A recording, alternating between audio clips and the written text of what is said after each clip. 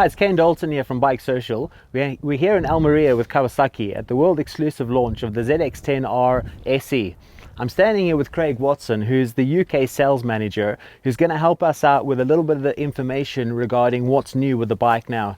Hi Craig. How you doing? Good, thank you. So I wonder if you could just tell us, first off, why is it not green? We've got little bits of green on it, little bits of green. We went for this colour scheme. Two reasons. One, we wanted it quite high end, but quite clearly different to Pure Ninja Race, the KRT replica. So there's actually a lot of 3D elements on there in the paintwork down the side. But also we've gone for this sort of this subtle element of green rather than bold green. Well, the little green bits on the front make it look quite angry. I quite like that. Do you like that? It looks quite aggressive from the front. So at first glance, when I had a look at it and I saw the green peeking out the front, I was like, it looks angry. I really like it.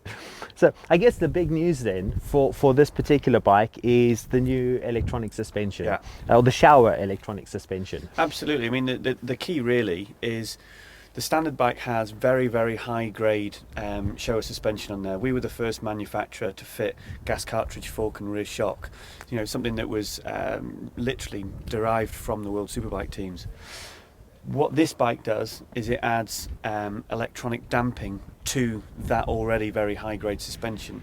And I suppose that the reason for that is to allow more people to experience just how pliant the standard suspension is, because in reality not everybody is brave enough to get their screwdriver out and actually start adjusting the damping for different conditions of either road or racetrack.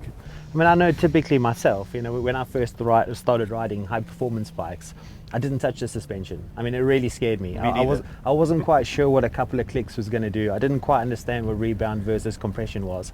I had a friend that was always playing with all of these things and was always complaining about how bad the bike was. So I kind of just rode what I had. And when I started getting more into racing and I started playing around with things, again, it was just sort of try a few things. I got to a point where I just rode what I had because I didn't fully understand the whole thing. And so you basically saying that this is kind of making it easier for people to understand what's going on with the bike. Absolutely. I mean, we gave you an opportunity this morning on the road. We gave you a section of road and we asked you to ride it in two very different settings, a road setting and a race setting. I mean, how did it feel to you? I mean, for me it was really interesting to ride the same section twice, because if you're riding a different part or a different road, you might not take in quite as much in terms of how or what the bike was doing. And with the road setting, it felt kind of quite natural to me. I wasn't thinking about it quite as much. I was concentrating on the road. We had fairly tight corners. We had sections of the road where we were literally on one side of the tire to the other in fairly quick succession, and it dealt with that all really well, and it felt really compliant and really comfortable. So really it was good enough that I wasn't really having to think about it that much. Going back around again and then riding the same section on road on the harder or the track settings made the world of difference, because all of a sudden you could feel every little bump. The bike was a little bit more skitty because it was obviously set up a lot harder. In some instances when I was quite hard on the brake and changing direction quite quickly, I even had the back wheel come up a few times. So, and of course these are the kind of things that, you know, on track, you know, it's not as, you know, it's not as much of a bigger deal in terms of the bumps and everything else. Tracks are well, you know, I mean, look at the beautiful surface we have here. So for me to see the difference in action was very interesting. I mean, one of the key parts for the engineers was to get the feel right, because we're adjusting the damping on the fork and the shock. Number two, you know, there's two things really. We've got to know what we're doing, we've got to know why we're doing it, and we've got to understand the effect it has relative to the changes we've made. And we're the only manufacturer that have actually got stroke sensors within the fork and within the shock that are measuring two things. They're measuring actually the length of the stroke, so the amount of dive, but also the rate of change, the speed that stroke's working at. Now, we take that information lots and lots of times. It actually does it every single millisecond. So in the time it takes you to blink your eye, it's done it 300 times. It's 1,000 times a second. So we can make a change and see the effect of that change instantly.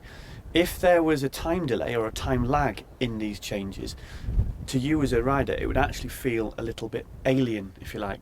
So if we've succeeded in that, it should have felt very natural to you on the road.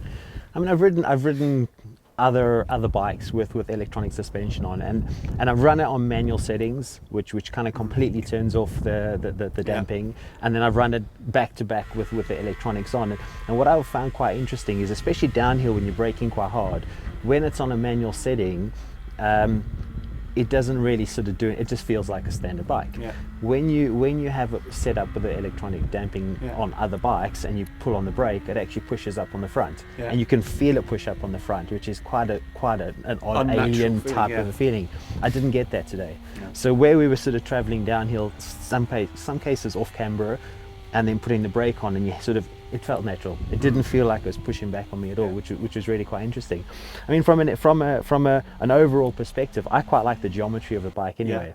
I like being tucked in on the bike. I like the way the tank sits, so I sort of naturally, I'm kind of a bit over the front. So I'm quite sensitive to what's actually happening from a feedback point of view, and I wasn't that aware of anything like that happening on the road, at least today.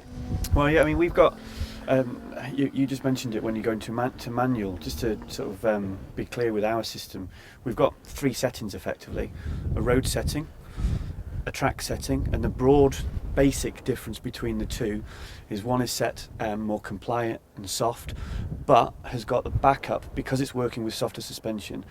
It has a deceleration map within it to control that front end dive on the brakes. The race setting is generally firmer, but we have a manual setting, and again, one thing that's absolutely key to our system is, even when you have manually selected a compression damping, a rebound damping on the front fork, compression and rebound on the rear shock, and there's 15 of each, so there's 50,000 possibilities you can go for, but within that, the electronics do still work. They're just working from effectively the map that you've created as a base level. They still will alter the damping around your base. I mean, obviously riding on track today was quite interesting, playing around with the different options. So I think initially we rode it on just the standard track, then the rear ABS was turned off. I didn't feel that much difference between having that on or off. We then went into the manual settings. I think one of the riders, or one of your test riders, had played around with creating a map that he thought worked quite well for this particular track. So when we went to that manual setting, there was actually quite a marked difference between what the base level was, and I really enjoyed that. You know, it felt a lot more stable for me. On the brakes, it felt more stable. So coming down the back straight here, when you're braking really hard, you're coming down from 6th gear to 2nd, and the front was sort of all kind of moving around, and the back was kind of loose. And then when we went to that manual setting, I had a lot less of that. So it's quite nice to actually see that actually you could play around with that a little bit as well.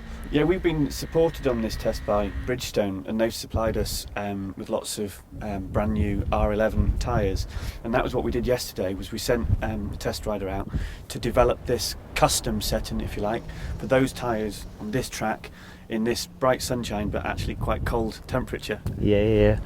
So I mean, other than the sort of, you know, the big news being the suspension, I mean, what makes the SE different to a standard ZX10? So 3 key differences. The suspension you've already mentioned. It now has a quick shifter both up and down, so the auto blipper to help you. So from when you leave pit lane, you're never going to touch the clutch lever again, unless you run off track. But you won't do that with the suspension. No, not me.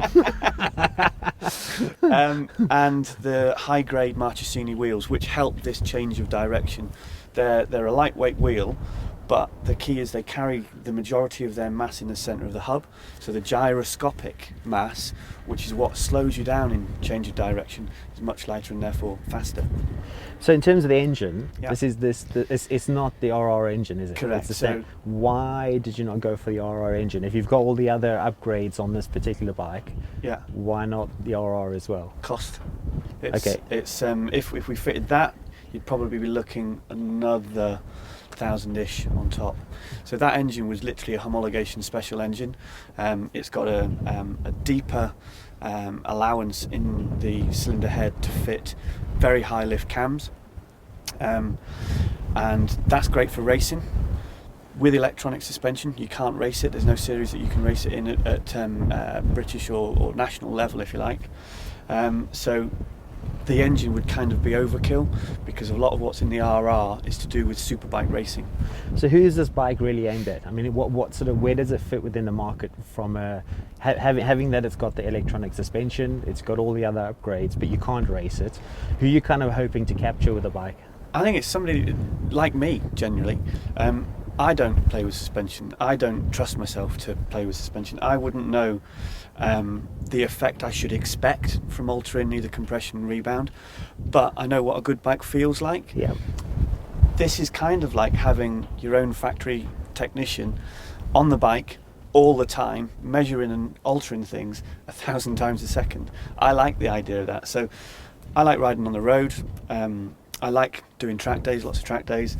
So this, at a flick of a switch effectively, I can go from having a really compliant motorcycle on the road that handles, that changes direction, that absorbs braking pressures, to having the best of the other world, riding on a racetrack and giving me the support I need for much more enthusiastic riding. Yeah, I mean, arguably most people see the ZX10 as a track tool. Yes. It's basically like a race bike for the road. Yeah. And when I've tasted them before, I've always found that on the low end there hasn't been quite as much grunt when you sort of put the power on, and then all of a sudden it sort of rushes and it comes at you, which I find quite exciting. Yeah. I quite like that. And on track I find, like, when that power comes in, it's almost like a kind of two-stroke feel, and things sort of start rushing at you.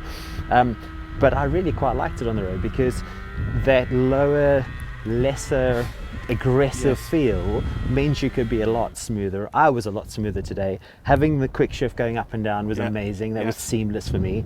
And just rolling through all those bends and having the less aggressive feel on the bike, I really quite enjoyed. And then when we sort of came out of the corners and we saw the open up straights and you sort of gave it a handful, it was then became really exciting. So I guess depending on how you look at it, some people say race bike, you know. The road ride today I really enjoyed, which I wasn't sure I was. I was kind of expecting it to be a little bit dull on the lower end, but it wasn't at all, so I really enjoyed that. There's some fantastic roads around here, that's for sure. Yeah. Great. Well, we've had a really wonderful time today riding the bike. We've ridden in a number of conditions. Amazing on the road, had the track to ourselves pretty much, so we had a lot of opportunity to play around with the suspension and the braking, and it's an outstanding bike. So thank you very much. Thank you, Craig.